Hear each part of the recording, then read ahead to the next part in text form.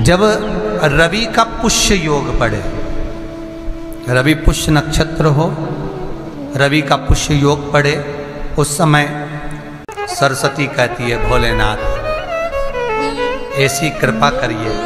शंकर भगवान कहते हैं क्या मांगना है मांगो। ब्रह्माणी कहती है भोलेनाथ करुणा करो, जो भी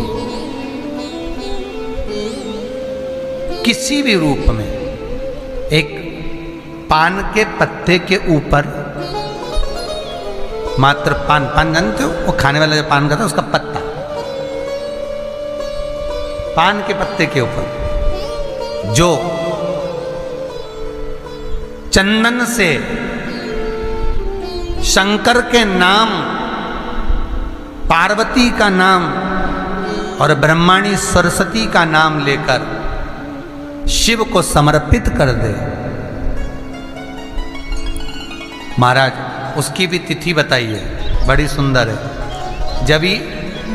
जब रवि का पुष्य योग पड़े, रवि पुष्य नक्षत्र हो, रवि का पुष्य योग पड़े, उस समय पान के पत्ते पर चंदन से शंकर, पार्वती और सरस्वती का स्मरण कर कर जो शिवलिंग के ऊपर उस पान के पत्ते को चढ़ाकर 5 बेलपत्र 3 समी पत्र समर्पित कर देते हैं, उस बच्चे से चढ़वा देते हैं, वो बच्चा कभी पढ़ने में कमजोर नहीं होता, विद्या में बढ़ता ही बढ़ता है।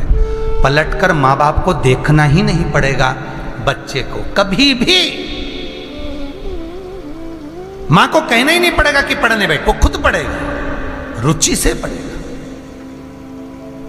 5 बेलपत्र 3 समी पत्र समर्पित कर दें, भगवान शंकर का स्मरण करें और उस बच्चे को प्रणाम करवा कर वापिस लेकर आए। बच्चा विद्या में प्रबल होता है, विद्या प्रखर। पुराण की कथा चल रही है जिसमें मधुता का भाव कहा गया।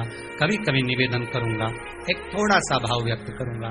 मान लो घर में अशांति ज्यादा हो, रोग बीमारी ज्यादा घेर रही हो, तो शंकर पर थोड़ा सा शहद चढ़ाकर आप जब पूजन करते हो, जल चढ़ाते हो, अनुष्ठान करते हो, अभिषेक करते हो, जब शिव जी का पूजन करें, जब शहद चढ़ाएं तो उसमें से जरा सा शहद एक चम्मच में रख लें।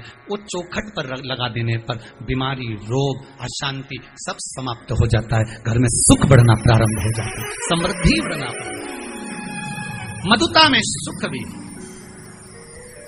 शहद में सुखता भी, भगवान को जो समर्पित किया गया, एक एक पुष्प भगवान शंकर को जो दिया गया है, एक एक भाग जो शिव को दिया गया है, वो साधारण नहीं है। शंकर के पास जो भी चीज रखी है सब VIP है। गले में देख लो नाग बासुकी है, कानों में बिच्छू, हाथ में त्रिशूल, सब उसके पास में भी है। कोई चीज ऐसी भगवान शिव को जो हम समर्पित कर रहे हैं मधु, तो वो किस चीज के लिए समर्पित होता है? 4 चीजें हैं भगवान शंकर को मधु क्यों चढ़ाया जाता है। पहला, रोग के निवारण के, दूसरा शरीर की जो नाड़ियां हैं जो चोक हो जाती हैं, ब्लड को रोक देती हैं जाने के लिए, उसके लिए भी शिव को शहद चढ़ाया जाता है। तीसरा, नयनों को शिव के चरणारविंद में स्थिर करने के लिए, नयन रोग का निवारण करने के लिए भी शिव को शहद चढ़ाया जाता है। चौथा,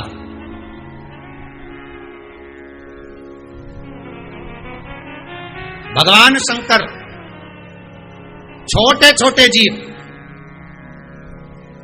जो शिव से दूर नहीं है, कंकर से जो चिपके हुए हैं, जो कहीं जा नहीं सकते, उनको कोई पूछता नहीं, सब उनके विपरीत हैं, शिव उनको अपने करीब में लाकर पूरी सृष्टि का संचार करने के लिए, अपने नजदीक लाने के लिए शंकर उस सृष्टि खंड को अपने आनंद सुख में लेने के लिए उस शहद का पूर्ण अभिषेक, शहद मधु इसलिए संपूर्ण विश्व कल्याण के लिए। अकाल मृत्यु वो मरे जो काम करे चंडाल का, काल उसका क्या बिगाड़े जो भक्त हो महा। रविवार को अगर लोटा भरकर शिव को समर्पित करा जाता है तो घर में तेज लक्ष्मी प्राप्त होती है। सोमवार के दिन भगवान शंकर को अगर जल चढ़ाया जाता है तो हमारे घर में शीतलता का अनुभव होता है।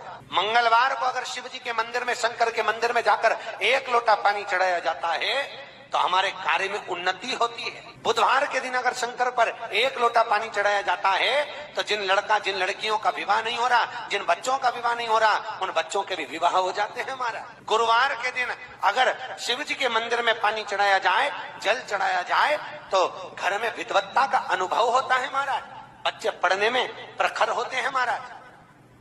शुक्रवार के दिन अगर शंकर के मंदिर में जल चढ़ाया जाए तो नारी का अखंड सौभाग्य होता है महाराज। शनिवार के दिन अगर शिव की आराधना करी जाए, शनिवार के दिन अगर शंकर को जल चढ़ाया जाए तो जिंदगी में व्यक्ति की शिव पंचायत में गुड़, चावल, लाल फूल और लाल मिर्ची के 11 दाने पानी के कलश में तांबे के लोटे में लेकर हाथ को ऊंचा कर नेत्र, नासिका, वक्षस्थल के सम्मुख में जो सूर्य नारायण को अर्घ देता है, जल चढ़ाता है, पर जो सूर्य को अर्घ रविवार के दिन दे देता है, अगले रविवार तक पैसे की आवक आना प्रारंभ हो जाती है।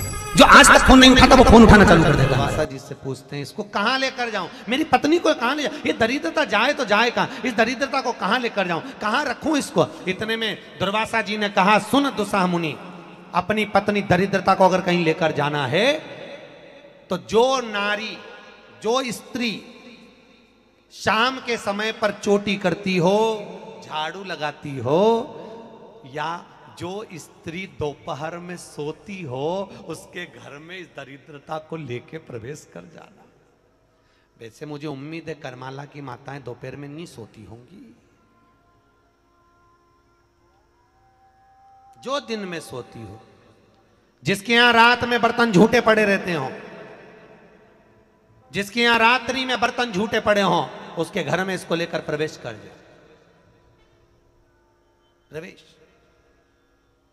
दरिद्र महाराज, भगवान विष्णु ने दरिद्रता देवी को देखकर कहा, अरे ओ दरिद्रता देवी, लक्ष्मी जी की बड़ी बहन ज्येष्ठा, आप पीपल के वृक्ष के नीचे बैठी हो, इस पीपल के पेड़ के नीचे हम लक्ष्मी जी के साथ शनिवार के दिन आपसे मिलने के लिए आए हैं। शनिवार के दिन जो पीपल के वृक्ष के नीचे दिया लगाएगा, उसके घर में कभी संपदा की कमी नहीं होगी। सारे दिन पीपल के वृक्ष के नीचे हमारा निवास होगा। इतने में दरिद्रता खड़ी होकर बोली, रे नारायण, तुमने अपने मन की बात कह दी कि 7 दिन तुम्हारे होंगे, ऐसा नहीं हो सकता, इसमें 1 दिन मेरा हो। तो भगवान विष्णु ने कहा, कौन सा दिन? दरिद्रता कहती है, रविवार के दिन इस पीपल के पेड़ के नीचे मैं नृत्य करूंगी, और अगर पीपल के वृक्ष के नीचे रविवार के दिन जो परिक्रमा करेगा या पीपल के पेड़ के नीचे आएगा, उसके साथ में उसके घर में प्रवेश करूंगी। इसलिए हमारे हिंदू धर्म में रविवार के दिन पीपल के पेड़ के नीचे नहीं जाया जाता, पीपल की पूजन नहीं करी जाती, पीपल की परिक्रमा नहीं करी जाती। कौन से दिन? जम के बोलो जरा, रविवार। और जिसके यहाँ दीवार पे पीपल लग जाता है, या कहीं पीपल का पेड़ लग गया अपने दीवार पर, घर में कहीं पर भी, तो पीपल निकालने का भी नियम है। अगर आप दीवार में से पीपल निकालोगे तो बार बार काटोगे, बार बार लग जाएगा, फिर काटोगे फिर लग जाएगा, फिर निकालोगे फिर लग जाएगा। दीवार में पीपल लगता ही रहता है। अगर दीवार के पीपल को निकालना है तो नींबू और मिर्ची, इन दोनों को 3 घंटे पहले पीपल के पेड़ के नीचे रख दीजिए, और रखने के बाद में फिर पीपल को रविवार के दिन उखाड़कर कहीं दूसरी जगह लगा दीजिए। उसके बाद कभी दीवार में पीपल नहीं